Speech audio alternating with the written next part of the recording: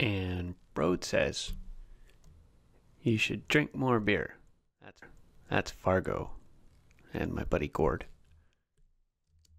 This video is for people who are just starting out with Adobe Premiere Pro and maybe are a little bit intimidated by some of the things in the interface, some of the options in the menu. You're not sure what they are. What I'm going to do is I'm going to start up a project from complete scratch. I've gone out and I've shot some footage of my very sexy wife who is a referee for roller derby.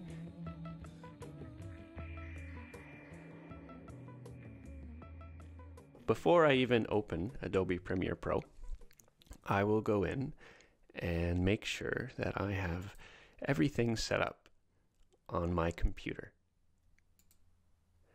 And here I have my C drive, which of course is running Windows 7, my operating system. Now I have hooked up an external hard drive with lots of space on it, and I have made a folder called Projects, and all it has on it so far is the Carolyn's Habit that I told you about, and the recent bout, the April 20th doubleheader. In here I have some folders already made up. I have dumped all my video in here, including a friend of mine's GoPro footage and my own footage from a JVC, which shoots in MP4, and some notes that I have already taken. Also, I have made another folder called Adobe Scratch, because when we open Adobe Premiere Pro, we're going to assign a place for scratch discs. Ideally, if you really have a lot of footage and you want to do something with a lot of special effects, an intricate such and such, what you want to do is have a couple of external hard drives and have a place for the scratch discs that is neither on the disk with the operating system, nor is it on the disk with all of your media. You want to have them in different places so that it's easier it gives your computers more arms and legs, if you will. Let's go ahead and start Adobe Premiere Pro as if I've never started it before. So we're firing up the engines, and I just love editing, and I love editing with people, and I feel like I'm not by myself right now. I've got lots of people waiting to hear the tidbits of wisdom that I happen to have. So I'm going to go to New Project, and here we have our first menu. Now right away, the most important thing is to browse for a location for your project. It can go in wherever you want to have that, but I like to keep my projects completely self-contained. So I'm going to go down to my computer, to that e-disk I was telling you about, and in a folder I've already created called Project Files, I'm going to select that folder. And I'm going to call this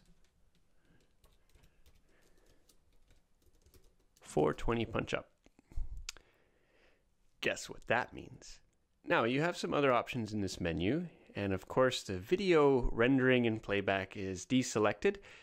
Adobe Premiere Pro have upgrades every few years that cost a lot of money, and when you do upgrade them, you'll find that things you used to use don't seem to work like they once did, and it's very frustrating, but there's not a lot you can do about it.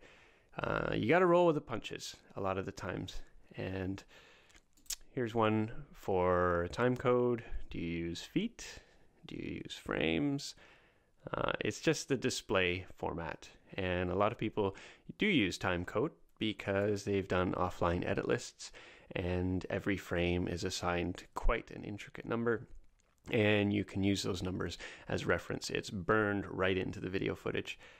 And for me, I don't bother because I have a more probably stylized form of editing, and I wait till I get to the editor to do my editing, but a lot of professionals do not do that.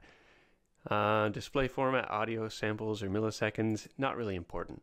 What is important is the scratch discs, and I am going to browse for that place. And as I say, I've already got a place called Adobe Scratch. Now this is going to be a bit of a tedious video because we're not really doing any editing.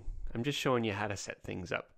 And as you can see on each one here, I'm going to make all of this Adobe Scratch, including we're not going to be capturing any video today because these days you've already captured it. It's just a question of copying video files onto your computer. But you may have an older tape camera or a camera that requires you to capture the footage. No problem. I won't be showing you how to capture today. But if you are, then you assign a directory for the captured footage or captured media to go to. But I just like all the stuff that I don't need in one spot. And now it is. And as you can see, there's lots of room. Basically, the video previews here and the audio previews are the temporary files that do take up quite a bit of space.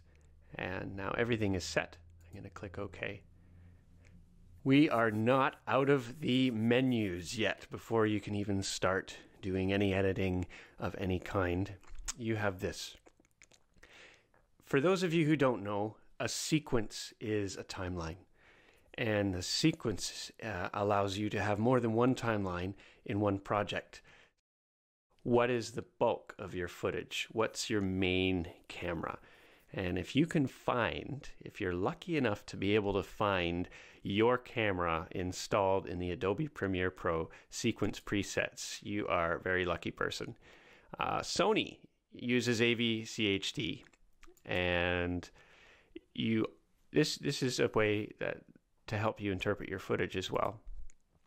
You go in and you're using 1080i. You may or may not know that the I stands for interlaced. The P stands for progressive.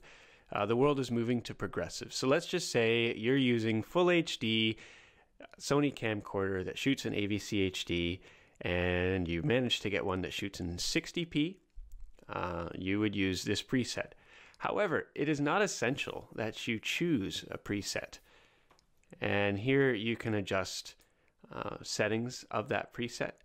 You can choose your audio sample rates as different, and big standard is 44:1, but for video cameras the standard has been 48, but the quality is now moving up to 96. So it's a balancing act, it's a juggling act.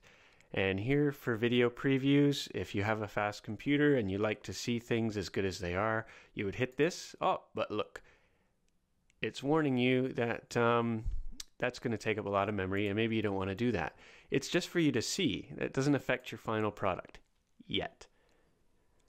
So we're looking at all of these things, and it is a really good thing if you're just starting to really explore. But what I want to tell you about these new sequence presets, this menu here, that it is okay to hit cancel because Adobe Premiere Pro is capable of interpreting your footage. So I'm going to hit cancel, and you can set things up sequence by sequence.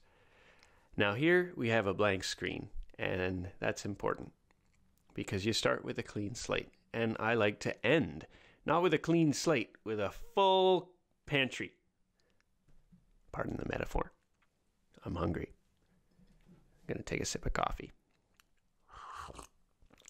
I know you'll all wait because my adoring public just love me.